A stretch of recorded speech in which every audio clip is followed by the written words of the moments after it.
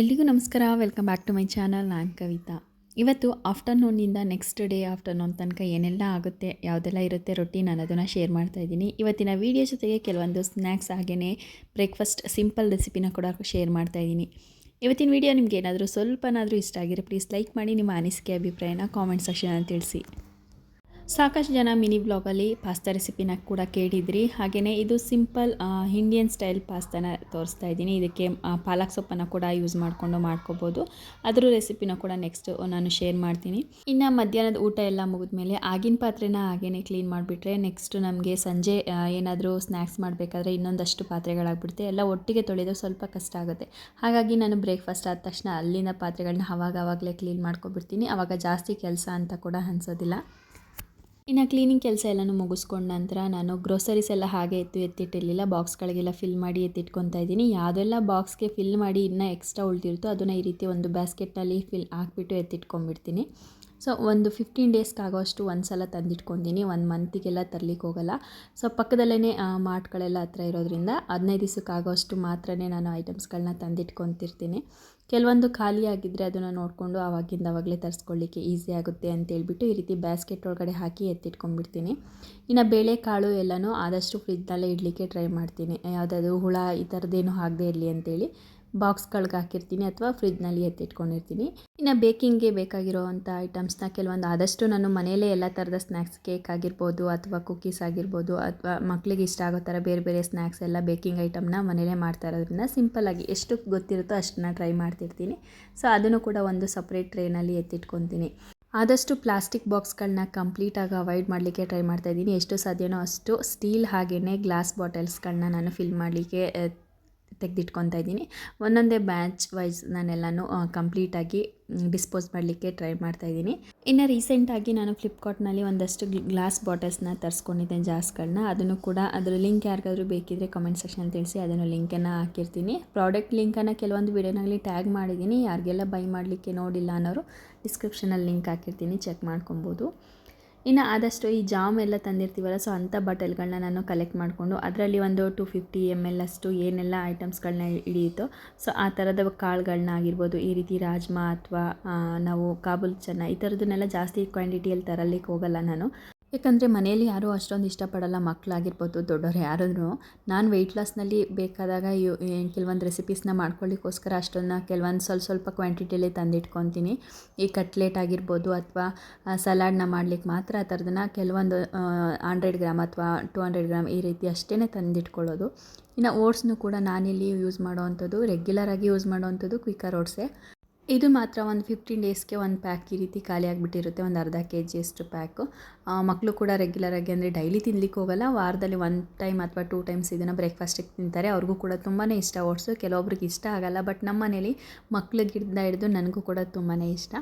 So ಬೇಗ ಆಗುತ್ತೆ, ಜೊತೆಗೆ ಅದ್ರ ರೆಸಿಪಿಗಳಲ್ಲಿ ಮಸಾಲ ಓಟ್ಸ್ನ ಮಾಡಿಕೊಂಡ್ರು ಕೂಡ ತುಂಬಾ ಚೆನ್ನಾಗಿರುತ್ತೆ.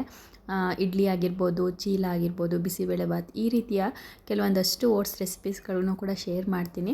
ಇದರಲ್ಲಿ ಬರೀ ಬ್ರೇಕ್ಫಾಸ್ಟ್ ಅಂತೆ ಅಷ್ಟೇ ಅಲ್ಲ, ಒಂಥರ ಡೆಸರ್ಟ್ ರೀತಿ ಕೂಡ ಐಸ್ ಕ್ರೀಮ್ ಆಗಿರ್ಬೋದು, ಇದು ಸಾಕಷ್ಟು ರೆಸಿಪೀಸ್ಗಳನ್ನ ಕೂಡ ನಾವು ಮಾಡ್ಕೋಬೋದು. ಸ್ವೀಟ್ ರೆಸಿಪೀಸ್ನ ಬರೀ ಓಟ್ಸ್ ಒಂದೇ ತಿನ್ನೋಂಗಿಲ್ಲ. ಇನ್ನು ವೆಯ್ಟ್ ಲಾಸ್ನಲ್ಲಿ ಇರಬೇಕಾದ್ರೆ ಏನಾದರೂ ಸ್ವೀಟ್ ಕ್ರೇವಿಂಗ್ಸ್ ಆಯಿತು ಅಂದರೆ ಇದೇ ರೀತಿಯಲ್ಲಿ ಶಾವಿಗೆ ಪಾಯಸ ಯಾವ ರೀತಿ ಮಾಡ್ತೀವೋ ಅದೇ ರೀತಿ ಓಟ್ಸ್ನ ಕೂಡ ಹಾಕ್ಕೊಂಡು ನಾವು ಪಾಯಸದ ರೀತಿ ಬೆಲ್ಲನ ಹಾಕಿ ಮಾಡ್ಕೋಬೋದು. ಅದು ಕೂಡ ತುಂಬ ಚೆನ್ನಾಗಿರುತ್ತೆ ಟೇಸ್ಟು. ಯಾರಿಗೆಲ್ಲ ಸ್ವೀಟ್ ಇಷ್ಟ ಆಗುತ್ತೋ ಈ ರೆಸಿಪಿನ ವೆಯ್ಟ್ ಲಾಸ್ ಮಾಡುವಾಗ ನೀವು ಟ್ರೈ ಮಾಡಿ, ಖಂಡಿತ ಇಷ್ಟ ಆಗುತ್ತೆ. ಇನ್ನು ಉಪ್ಪು ಹಾಗೆಯೇ ಹುಣಸೆಹಣ್ಣು, ಮೆಣಸಿನ್ಕಾಯಿ ಈ ಥರದನ್ನೆಲ್ಲ ಯೂಸ್ ಮಾಡ್ಕೊಳ್ಳಿಕ್ಕೆ ನಾನಿಲ್ಲಿ ಯಾವುದೇ ಪ್ಲಾಸ್ಟಿಕ್ ಆಗಿರ್ಬೋದು ಅಥವಾ ಗ್ಲಾಸ್ ಇದೆ ಯಾವುದು ಯೂಸ್ ಮಾಡಲ್ಲ. ಪಿಂಗಾಣಿ ಸೆರಾಮಿಕ್ ಐಟಮ್ಸ್ನ ಯೂಸ್ ಮಾಡ್ಕೊತೀನಿ. ಹುಣಸೆಹಣ್ಣು ಆಗಿರ್ಬೋದು, ಮೆಣಸಿನ್ಕಾಯಿ ಆಗಿ, ಉಪ್ಪು, ಸಣ್ಣುಪ್ಪು, ಕಲ್ಲುಪ್ಪು ಇದೆಲ್ಲನೂ ಜಾಸ್ತಿ ಕ್ವಾಂಟಿಟಿಯಲ್ಲಿ ಕಲ್ಲುಪ್ಪು ಯೂಸ್ ಮಾಡೋದ್ರಿಂದ ನಾನು ದೊಡ್ಡ ಜಾರ್ನ ಇಟ್ಕೊಂಡಿದ್ದೀನಿ. ಇನ್ನು ಕಡಿಮೆ ಕ್ವಾಂಟಿಟಿಯಲ್ಲಿ ಯೂಸ್ ಮಾಡೋವಂಥದ್ದನ್ನೆಲ್ಲ ಚಿಕ್ಕ ಜಾರ್ಗಳನ್ನ ಯೂಸ್ ಮಾಡಿದ್ದೀನಿ. ಇದನ್ನೆಲ್ಲ ನಾನು ಮಲ್ಲೇಶ್ವರಮಲ್ಲಿ ತೊಗೊಂಡಿರೋ ಅಂಥದ್ದು, ಆನ್ಲೈನಲ್ಲಿ ಯಾವುದೂ ಬೈ ಮಾಡಿಲ್ಲ. ಇದನ್ನೆಲ್ಲ ಮಲ್ಲೇಶ್ವರಂ 8th ಕ್ರಾಸಲ್ಲಿ ನಮಗೆ ಒಂದೇ ಕಡೆ ಸಿಗುತ್ತೆ. ಒಬ್ಬರೇ ಅದನ್ನು ಎಲ್ಲ ಥರದ ಐಟಮ್ಸು, ಗ್ಲಾಸ್ ಐಟಮ್ಸು, ಸೆರಾಮಿಕ್ಸ್ ಎಲ್ಲ ಸೇಲ್ ಮಾಡ್ತಿರ್ತಾರೆ. ತುಂಬ ಚೆನ್ನಾಗಿದೆ ಕ್ವಾಲಿಟಿ ವೈಸ್ ಮತ್ತು ರೀಸನಬಲ್ ಪ್ರೈಸ್ ಕೂಡ. ಕಡಿಮೆ ದುಡ್ಡಿನಲ್ಲಿ ಒಳ್ಳೊಳ್ಳೆ ನಾವು ಸೆರಾಮಿಕ್ ಐಟಮ್ಸ್ನ ಬೈ ಮಾಡ್ಬೋದು. ಇವತ್ತು ಸಂಜೆ ಫಿಲ್ಟರ್ ಕಾಫಿ ಮಾಡೋಣ ಅಂತೇಳ್ಬಿಟ್ಟು ರೆಡಿ ಮಾಡ್ಕೊತಾ ಇದ್ದೀನಿ. ರೆಗ್ಯುಲರಾಗಿ ಇದನ್ನು ಯೂಸ್ ಮಾಡಲ್ಲ, ತುಂಬ ರೇರು. 15 ಡೇಸ್ ಅಥವಾ 1 ಮಂತ್ ಈ ಥರ ಯಾವಾಗಾದರೂ ಬೇಕು ಅನಿಸಿದಾಗ ಫಿಲ್ಟರ್ ಕಾಫಿಯನ್ನು ಮಾಡ್ಕೊತೀನಿ. ಇದಕ್ಕೆ ನಾನು ಕೋತಾಸ್ ಕಾಫಿ ಪೌಡರ್ನ ಯೂಸ್ ಮಾಡ್ಕೊತೀನಿ. ಇದನ್ನು ಫಿಲ್ಟರ್ ಮಾಡಿದ್ರೂ ಕೂಡ ತುಂಬಾ ಚೆನ್ನಾಗಿ ಬರುತ್ತೆ ಟೇಸ್ಟು. ಅಥವಾ ನೀವು ಹಾಗೇ ಹಾಲಿನಲ್ಲಿ ಕುದಿಸ್ಬಿಟ್ಟು ಕಾಫಿ ಮಾಡ್ಕೊತೀನಿ ಅಂದರೂ ಕೂಡ ತುಂಬಾ ಚೆನ್ನಾಗಿರುತ್ತೆ.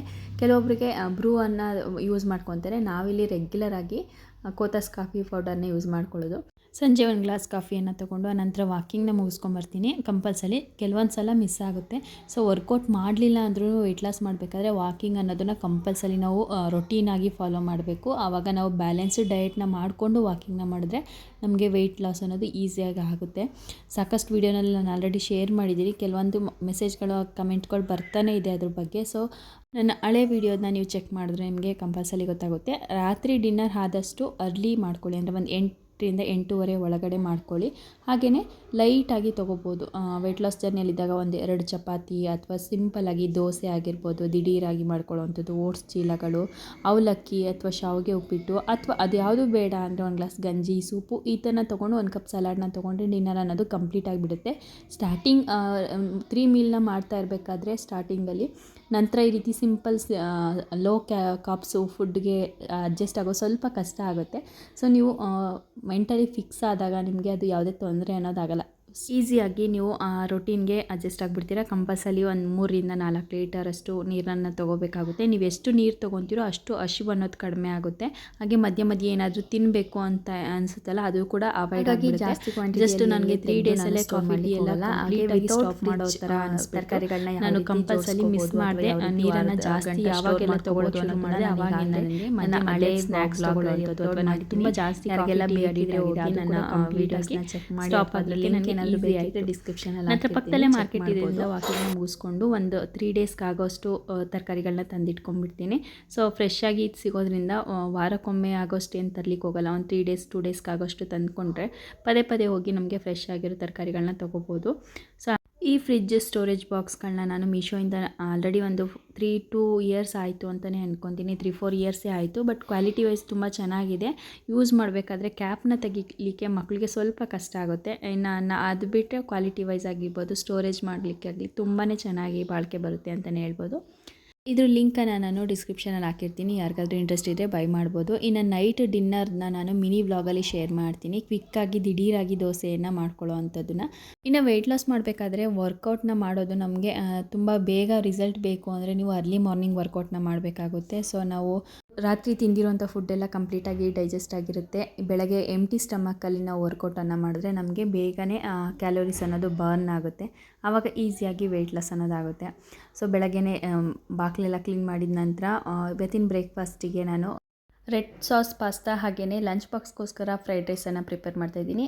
ಇದು ರೆಡ್ ಸಾಸ್ ಪಾಸ್ತಾಗೆ ನಾನಿಲ್ಲಿ ಪಾಸ್ತಾನ ಓವನಲ್ಲಿ ಬೇಯಿಸ್ಕೊತಾ ಇದ್ದೀನಿ. ಅಥವಾ ನೀವು 1 ಪಾಟ್ ರೆಸಿಪಿ ಥರ ಕುಕ್ಕರ್ನಲ್ಲಿ ಕೂಡ ಮಾಡ್ಕೊಬೋದು. ನಾನೀಗಾಗಲೇ ಚಿಕನ್ ರೆಸಿಪಿನ ತೋರಿಸಿದ್ದೀನಿ. ಚಿಕನ್ ಹಾಕಿಬಿಟ್ಟು 1 ಪಾಟ್ ಪಾಸ್ತಾನ ಯಾವ ರೀತಿ ಮಾಡಿದ್ದೀನಿ ಅಂತ ನನ್ನ ಹಳೆ ವ್ಲಾಗಲ್ಲಿ.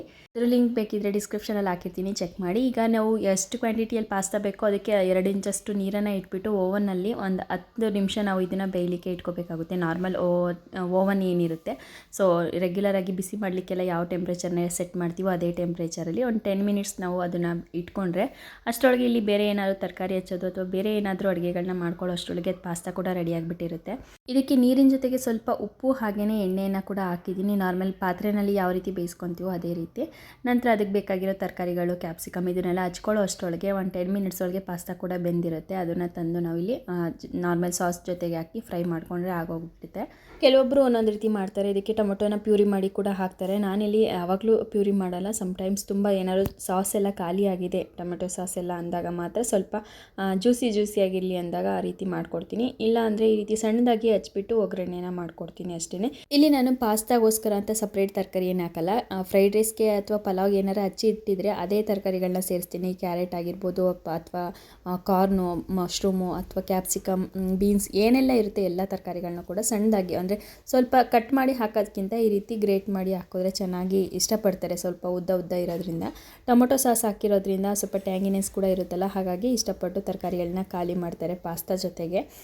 ಇನ್ನು ಫ್ರೈಡ್ ರೈಸ್ಗೂ ಕೂಡ ಸಣ್ಣದಾಗಿ ಹಚ್ಚಿ ಮಿಕ್ಸ್ ಮಾಡಿರೋದ್ರಿಂದ ಅದನ್ನು ಕೂಡ ತೆಗಿಲಿಕ್ಕಾಗಲ್ವಲ್ಲ, ಸೊ ಹಾಗಾಗಿ ರೈಸ್ ಜೊತೆ ಆರಾಮಾಗಿ ತಿನ್ಕೊಂಡ್ಬಿಡ್ತಾರೆ. ಇದಕ್ಕೆ ಸ್ವಲ್ಪ ಎಣ್ಣೆ ಹಾಕಿಬಿಟ್ಟು ಈರುಳ್ಳಿ, ಟೊಮೊಟೊ, ಕ್ಯಾಪ್ಸಿಕಮ್ ಎಲ್ಲನೂ ಹಾಕಿಬಿಟ್ಟು ಫ್ರೈ ಮಾಡ್ಕೊತಾ ಇದ್ದೀನಿ. ಕ್ಯಾರೆಟ್ನ ನಾನು ಸ್ವಲ್ಪ ಲಾಸ್ಟಲ್ಲಿ ಆ್ಯಡ್ ಮಾಡ್ತಾಯಿದ್ದೀನಿ. ಕಾರ್ನು ಕೂಡ ನಾನು ಪಾಸ್ತಾ ಜೊತೆಗೇ ಬೇಯಲಿಕ್ಕೆ ಇಟ್ಟಿದ್ದೆ ಓವನಲ್ಲಿ. ಅಥವಾ ನೀವು ಅದನ್ನು ಸಪ್ರೇಟಾಗಿ ಬಾಯ್ಲ್ ಮಾಡಿ ಕೂಡ ಹಾಕೋಬೋದು. ನಂತರ ಇಲ್ಲಿ ಪಿಜ್ಜಾ ಪಾಸ್ತಾ ಸಾಸ್ ಇರುತ್ತಲ್ಲ ಅದನ್ನು 1 ಸ್ಪೂನು, ಹಾಗೆಯೇ ಟೊಮೆಟೊ ಸಾಸು, ಸ್ವಲ್ಪ ಆರಿಗೇನೋ, ಚಿಲ್ಲಿ ಫ್ಲೇಕ್ಸು ಇದನ್ನೆಲ್ಲ ಹಾಕಿಬಿಟ್ಟು ಮಿಕ್ಸ್ ಮಾಡ್ತಾಯಿದ್ದೀನಿ. ಪಾಸ್ತಾ ಅಂದಮೇಲೆ ಈ ಮಿಕ್ಸ್ ಹರ್ಬ್ಸ್ ಎಲ್ಲ ಇದ್ರೇ ಚೆಂದ, ಅದರದ್ದೇ ಮೇಯ್ನ್ ಫ್ಲೇವರ್ ಎಲ್ಲ ಕೊಡೋವಂಥದ್ದು. ಸ್ವಲ್ಪ ಡ್ರೈ ಅನಿಸಿದ್ರೆ ನೀರನ್ನ ಕೂಡ ಆ್ಯಡ್ ಮಾಡ್ಕೋಬೋದು, ಅಥವಾ ಕಾರ್ನ್ಫ್ಲೋರ್ನ ಸ್ವಲ್ಪ ನಿಮಗೆ ಸಾಸ್ ರೀತಿ ಬೇಕು ಅಂದರೆ ಕಾರ್ನ್ಫ್ಲೋರ್ನ ಮಿಕ್ಸ್ ಮಾಡಿ ಕೂಡ ಆ್ಯಡ್ ಮಾಡ್ಕೋಬೋದು. ಕೊನೆಯಲ್ಲಿ ಬೇಯಿಸಿರೋವಂಥ ಪಾಸ್ತಾ, ಕಾರ್ನು ಹಾಗೆ ಕ್ಯಾರೆಟ್ನ ಹಾಕ್ಬಿಟ್ರೆ ಕ್ರಿಸ್ಪಿಯಾಗಿ ಒಂಥರ ಚೆನ್ನಾಗಿರುತ್ತೆ. ಇದೇ ಸೇಮ್ ಮೆಥಡ್ನಲ್ಲಿ ನಾನು ಪಾಲಕ್ ಸೊಪ್ಪನ್ನು ಕೂಡ ಪ್ಯೂರಿ ಮಾಡಿ ಹಾಕ್ಕೊಂಡು ಪಾಲಕ್ ಪಾಸ್ತಾನ ಕೂಡ ರೆಡಿ ಮಾಡ್ಕೊತೀನಿ. ಪನ್ನೀರ್ ಕೂಡ ಆ್ಯಡ್ ಮಾಡ್ಕೋಬೋದು.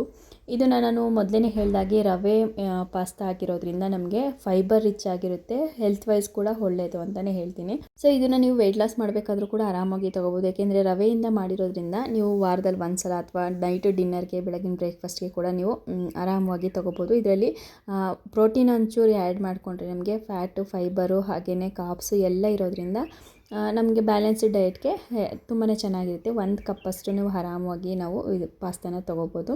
ಇನ್ನು ಲಂಚ್ ಬಾಕ್ಸ್ಗೆಲ್ಲ ಫಿಲ್ ಮಾಡಿ ಕಳಿಸಿದ ನಂತರ ನಾನು 50 ಮಿನಿಟ್ಸ್ ಅಥವಾ 20 ಮಿನಿಟ್ಸ್ ಟೈಮ್ನ ಸೆಟ್ ಮಾಡ್ಕೊಬಿಟ್ರೆ ಆ ಟೈಮ್ ಒಳಗಡೆ ನಮಗೆ ಕ್ಲೀನಿಂಗ್ ಕೆಲಸ ಎಲ್ಲ ಮುಗಿಸ್ಕೊಬಿಟ್ರೆ ನಮಗೆ ಬೇಗ ಕೆಲಸ ಮುಗಿಯುತ್ತೆ. ಹಾಗೆಯೇ ಬೇರೆ ಕೆಲಸ ಮಾಡಲಿಕ್ಕೂ ಟೈಮ್ ಕೂಡ ಸೇವ್ ಆಗುತ್ತೆ. ಒಂದು ಟೈಮ್ನ ಸೆಟ್ ಮಾಡ್ಕೋಬೇಕು ನಾವು, ಇಷ್ಟರೊಳಗೆ ಇಷ್ಟೆಲ್ಲ ಕೆಲಸ ಮುಗಿಸ್ಕೋಬೇಕು ಅಂತ. ಸೊ ಇದ್ರದ್ದು ವೀಡಿಯೋನ ಮಿನಿ ವ್ಲಾಗಲ್ಲಿ ನಾನು ಅಪ್ಲೋಡ್ ಮಾಡಿದ್ದೀನಿ. ಯಾರೆಲ್ಲ ನೋಡಿಲ್ಲ ಹೋಗಿ ಚೆಕ್ ಮಾಡಿ. ಸೊ ಅದಕ್ಕೆ ವಾಯ್ಸ್ ಓವರ್ ಕೊಡೋಕ್ಕಾಗಿಲ್ಲ, ಜಸ್ಟ್ ಮ್ಯೂಸಿಕನ್ನು ಸೆಟ್ ಮಾಡಿ ಹಾಕಿದ್ದೀನಿ. ಎಲ್ಲರಿಗೂ ಇಷ್ಟ ಆಗುತ್ತೆ ಅಂತ ಭಾವಿಸ್ತೀನಿ. ಯಾರೆಲ್ಲ ನೋಡಿಲ್ಲ ಹೋಗಿ ನೋಡಿ ಚೆಕ್ ಮಾಡಿ. ಇನ್ನು ಹಾಗೆಯೇ ಎಲ್ಲ ಕೆಲಸ ಮುಗಿಸ್ಕೊಂಡು ಬೇಗ ಕ್ಲೀನಿಂಗ್ ಕೆಲಸ, ಪೂಜೆ ಕೆಲಸ ಎಲ್ಲ ಮುಗಿಸ್ಕೊಂಡು ಮಧ್ಯಾಹ್ನ ಅಡುಗೆ ಮಾಡೋ ಆಗಿರಲಿಲ್ಲ. ಸೊ ಫ್ರೈಡ್ ರೈಸೇ ಇದ್ದಿದ್ದರಿಂದ ಮಧ್ಯಾಹ್ನದ ಊಟಕ್ಕೆ ಆಗುತ್ತೆ ಅಂತ ಹೇಳ್ಬಿಟ್ಟು ಸ್ವಲ್ಪ ಚಕ್ಲಿ ಮಾಡಿಟ್ಬಿಡೋಣ, ದಿಢೀರಾಗಿ ಮಾಡ್ಕೊಳ್ಳೋಂಥದ್ದು. ಇದಕ್ಕೆ ಯಾವುದಕ್ಕೆ ಬೇಳೆ ಕಾಳು ಏನು ಬೇಯಿಸ್ಕೊಳ್ಳೋ ಹಾಗಿಲ್ಲ, ಕ್ವಿಕ್ಕಾಗಿ ಮಾಡೋ ಅಂಥ ಚಕ್ಲಿ ಇದು. 1 ಕಪ್ಪಷ್ಟು ಹುರ್ಗಡ್ಲೆಯನ್ನು ಪೌಡರ್ ಮಾಡ್ಕೊತಾ ಇದ್ದೀನಿ. ಸ್ವಲ್ಪನೂ ಗಂಟಿರಬಾರ್ದು, ಆ ರೀತಿ ಸಣ್ಣದಾಗಿ ಪೌಡರ್ನ ಮಾಡ್ಕೋಬೇಕಾಗುತ್ತೆ. ಇನ್ನು ಮಗ ಮಧ್ಯಾಹ್ನನೇ ಬಂದುಬಿಡ್ತಾನೆ. ಸೊ ಅವ್ನು ಬರೋ ಅಷ್ಟರೊಳಗೆ ನಾನು ಮಾಡಿ ಮುಗಿಸ್ಕೋಬೇಕು, ಇಲ್ಲಾಂದರೆ ಬೇರೆ ಕೆಲಸ ಮಾಡಲಿಕ್ಕೆ ಟೈಮ್ ಸಾಕಾಗಲ್ಲ. ಹಾಗಾಗಿ ಅವ್ನು ಬರೋಷ್ಟರೊಳಗೆ ಮಾಡೋಣ ಅಂತೇಳಿ ರೆಡಿ ಮಾಡ್ಕೊತಾ ಇದ್ದೀನಿ. ಸೊ ಇಲ್ಲಿ 1 ಕಪ್ಪಷ್ಟು ಹುರ್ಗಡ್ಲೆ ಪೌಡರ್ಗೆ ಇಲ್ಲಿ 2 ಕಪ್ಪಷ್ಟು ಅಕ್ಕಿ ಹಿಟ್ಟನ್ನು ತೊಗೊಂಡಿದ್ದೀನಿ. ನೀವು ಅದೇ ಕ್ವಾಂಟಿಟಿಯಲ್ಲಿ 1 kgಗೆ ಅರ್ಧ kg ಈ ರೀತಿ ಕೂಡ ನೀವು ಮಾಡ್ಕೊಬೋದು, ಅಥವಾ 1/4 ಕಪ್ಪಷ್ಟು ಕೂಡ ಯೂಸ್ ಮಾಡ್ಕೊಬೋದು. ಇಲ್ಲಿ ನಾನು 2 ರಿಂದ 3 ಕಪ್ಪಷ್ಟು ಅಕ್ಕಿ ಹಿಟ್ಟನ್ನು ತೊಗೊಂಡಿದ್ದೀನಿ. ಕ್ವಾಂಟಿಟಿ ಸ್ವಲ್ಪ ಜಾಸ್ತಿ ಮಾಡ್ಕೊಂಡಿದ್ದೀನಿ. ನಂತರ ಇದಕ್ಕೆ ಸ್ವಲ್ಪ ಅಜ್ವೈನು ಹಾಗೆಯೇ ಕಪ್ಪು ಎಳ್ಳನ್ನು ಯೂಸ್ ಮಾಡ್ಕೊಂಡಿದ್ದೀನಿ. ಬೇಡ ಅನ್ನೋರು ಸ್ಕಿಪ್ ಮಾಡಿಬಿಟ್ಟು ಚಿಲ್ಲಿ ಫ್ಲೇಕ್ಸ್ ಏನಿರುತ್ತಲ್ಲ, ಮೆಣಸಿನ್ಕಾಯಿ, ಅದನ್ನು ಕೂಡ ಪೌಡರ್ ಹಾಕೋಬೋದು. ಜೀರಿಗೆ ಕೂಡ ಆ್ಯಡ್ ಮಾಡ್ಕೋಬೋದು. ನಂತರ ಇಲ್ಲಿ ಬೆಣ್ಣೆಯನ್ನು ಕೂಡ ಸ್ವಲ್ಪ ಬಿಸಿ ಮಾಡಲಿಕ್ಕೆ ಇಟ್ಕೊಂಡಿದ್ದೀನಿ. ಬೆಣ್ಣೆ ಅಥವಾ ತುಪ್ಪ ಇಲ್ಲ ಅನ್ನೋರು ಎಣ್ಣೆ ಕೂಡ ಬಿಸಿ ಮಾಡಿ ಆ್ಯಡ್ ಮಾಡ್ಕೋಬೋದು. ಇಲ್ಲಿ ಒಂದು 3 ಕಪ್ ಅಕ್ಕಿ ಹಿಟ್ಟಿಗೆ 2 ರಿಂದ 2.5 ಟೇಬಲ್ ಸ್ಪೂನಷ್ಟು ಇಲ್ಲಿ ಬೆಣ್ಣೆನ ಹಾಕ್ಕೊಂಡು ಮೆಲ್ಟ್ ಮಾಡಿ ಹಾಕ್ಕೊತಾ ಇದ್ದೀನಿ. ರುಚಿಗೆ ತಕ್ಕಷ್ಟು ಉಪ್ಪನ್ನು ಕೂಡ ಸೇರಿಸ್ಕೋಬೇಕು. ಇವಾಗಲೇ ಅಚ್ಕಾರದ ಪುಡಿ ಸ್ವಲ್ಪನ ಆ್ಯಡ್ ಮಾಡ್ಕೊತಾ ಇದ್ದೀನಿ. ಬೇಕಿದ್ರೆ ಆ್ಯಡ್ ಮಾಡ್ಕೊಳ್ಳಿ, ಬೇಡ ಅಂದರೆ ಸ್ಕಿಪ್ ಮಾಡ್ಬೋದು. ಸೊ ಕಲರ್ ಸ್ವಲ್ಪ ಚೇಂಜ್ ಆಗುತ್ತೆ ಅಷ್ಟೇ. ನಂತರ ಚೆನ್ನಾಗಿ ಮಿಕ್ಸ್ ಮಾಡಿಕೊಂಡು ಈ ರೀತಿ ಗಂಟಾಗಬೇಕು ಕೈಯಲ್ಲಿ ಇಟ್ಕೊಂಡಾಗ, ಆವಾಗ ನಮಗೆ ಹದವಾಗಿ ಚೆನ್ನಾಗಿ ಬರುತ್ತೆ. ನಂತರ ಇದಕ್ಕೆ 1 ಕಪ್ಪು ಬಿಸಿ ನೀರನ್ನಾರು ಹಾಕ್ಕೋಬೋದು, ಅಥವಾ ನಾರ್ಮಲ್ ತಣ್ಣೀರಿನಲ್ಲಿ ಕೂಡ ಕಲಿಸ್ಕೋಬೋದು. ಅಕ್ಕಿ ರೊಟ್ಟಿ ನಾವು ತಟ್ಟಲಿಕ್ಕೆ ಯಾವ ರೀತಿ ಹಿಟ್ಟು ಹದ ಮಾಡ್ಕೊತೀವೋ ಅದಕ್ಕಿಂತ ಸ್ವಲ್ಪ ತೆಳುಗಿದ್ರೆ ಸಾಕು, ನಮಗೆ ಚೆನ್ನಾಗಿ ಬರುತ್ತೆ. ಆ್ಯಕ್ಚುಲಿ ಇದನ್ನು ಚಕ್ಲಿ ಮಾಡೋದಕ್ಕಿಂತ ಚಕ್ಲಿ ರೀತಿಯೇ ಬೆಣ್ಣೆ ಮುರುಕು ಅಂತೀವಿ ನೋಡಿ, ನಾವು ಶಾವಿಗೆ ಒತ್ತುತ್ತೀವಲ್ಲ, ಸೊ ಅದೇ ರೀತಿ ಆ ಪ್ಲೇಟಲ್ಲಿ ಮಾಡಲಿಕ್ಕೆ ಟ್ರೈ ಮಾಡಿದೆ. ಬಟ್ ಅಲ್ಲಿ ತುಂಬಾ ಜಾಸ್ತಿ ಪ್ಲೇಟ್ಸ್ ಅಂದರೆ ಅಗಲ ಇದ್ದಿದ್ದರಿಂದ ಅಷ್ಟು ಪರ್ಫೆಕ್ಟಾಗಿ ಬರಲಿಲ್ಲ, ಚೆನ್ನಾಗಿರಲಿಲ್ಲ. ಸೊ ಇದನ್ನು ಎರಡನ್ನೂ ಕೂಡ ಪ್ಲೇಟ್ಸ್ ಇರಲಿಲ್ಲ ಆ ಥರದ್ದು. ಅದಕ್ಕೋಸ್ಕರ ನಾರ್ಮಲ್ ಚಕ್ಲಿಯನ್ನೇ ಮಾಡಿಬಿಡೋಣ ಅಂತ ಹೇಳ್ಬಿಟ್ಟು ನಾನಿಲ್ಲಿ ಚಕ್ಲಿಯನ್ನು ಮಾಡ್ಕೊತಾ ಇದ್ದೀನಿ. ತುಂಬ ಚೆನ್ನಾಗಿ ಬರುತ್ತೆ, ಒತ್ತಲಿಕ್ಕೆ ಎಲ್ಲೂ ಕಟ್ ಆಗೋದಿಲ್ಲ. ಹಾಗೆಯೇ ಎಷ್ಟು ದೊಡ್ಡದಾಗಿ ಬೇಕಾದರೂ, ಎಷ್ಟು ಸುತ್ತಾದರೂ ನೀವು ಚಕ್ಲಿಯನ್ನು ಒತ್ಕೋಬೋದು, ಪರ್ಫೆಕ್ಟಾಗಿ ಆಗುತ್ತೆ. ನಿಮಗೆ ಯಾವ ಸೈಜಿಗೆ ಬೇಕೋ ಆ ಸೈಜಿಗೆ ಹಾಕ್ಕೊಂಡು, ಅಷ್ಟರೊಳಗೆ ಎಣ್ಣೆ ಕೂಡ ಬಿಸಿಯಾಗಿತ್ತಲ್ವ, ಸೊ ಎರಡೆರಡನ್ನೇ ಬಿಟ್ಕೊಂಡು ನಿಧಾನವಾಗಿ ಬಿಟ್ಕೋಬೇಕು. ಮೀಡಿಯಮ್ ಫ್ಲೇಮಲ್ಲಿ ಚೆನ್ನಾಗಿ ಬೇಯಿಸ್ಕೊಂಡ್ರೆ ಇದು 2 ಸೈಡ್ ಚೆನ್ನಾಗಿ ಬೆಂದಿದೆಯೋ ಇಲ್ವೋ ಅಂತ ಗೊತ್ತಾಗಲಿಕ್ಕೆ ಹಾಕಿದಾಗ ಈ ರೀತಿ ನೊರೆ ಎಲ್ಲ ಬರುತ್ತಲ್ಲ, ಸೊ ಅದು ಕಂಪ್ಲೀಟಾಗಿ ಚೆನ್ನಾಗಿ ಬೆಂದಿದೆ ಅಂದಾಗ ನೊರೆ ಎಲ್ಲ ಕಂಪ್ಲೀಟಾಗಿ ಖಾಲಿಯಾಗಿಬಿಟ್ಟಿರುತ್ತೆ, ಚಕ್ಲಿ ಮುಳುಕ್ತಾ ಇರುತ್ತೆ. ಸೊ ಅಂಥ ಟೈಮಲ್ಲಿ ಪರ್ಫೆಕ್ಟಾಗಿ ಬೆಂದಿದೆ ಅಂತ ಗೊತ್ತಾಗುತ್ತೆ. ಅದನ್ನು ನಾವು ತೆಗೆದಿಟ್ಕೊಂಡ್ರೆ ನಮಗೆ ಚಕ್ಲಿ ಅನ್ನೋದು ರೆಡಿ ಆಗಿಬಿಟ್ಟಿರುತ್ತೆ. ಇನ್ನೇನು ಮಳೆಗಾಲ ಕೂಡ ಶುರುವಾಗಿದೆ, ಹಬ್ಬಗಳು ಕೂಡ ಬರ್ತಾ ಇದೆ. ಕ್ವಿಕ್ಕಾಗಿ ಏನಾದರೂ ಸ್ನ್ಯಾಕ್ಸ್ ಬೇಕು ಟೀ ಟೈಮ್ ಜೊತೆಗೆ ಅಂದರೆ ಆರಾಮವಾಗಿ ಇದನ್ನು ನಾವು ಮಾಡ್ಕೊಬೋದು. ಸೊ ಇದು ಇವತ್ತಿನ ವ್ಲಾಗ್. ಇಷ್ಟ ಆಗಿದೆ ಪ್ಲೀಸ್ ಲೈಕ್ ಮಾಡಿ, ನಿಮ್ಮ ಅನಿಸಿಕೆ ಅಭಿಪ್ರಾಯನ ಕಾಮೆಂಟ್ ಸೆಕ್ಷನಲ್ಲಿ ತಿಳಿಸಿ. ಮತ್ತು ಯಾವ ರೀತಿಯ ವೀಡಿಯೋಸ್ ಬೇಕು ಅನ್ನೋದನ್ನು ಕೂಡ ತಪ್ಪದೆ ತಿಳಿಸಿ. Thanks for watching.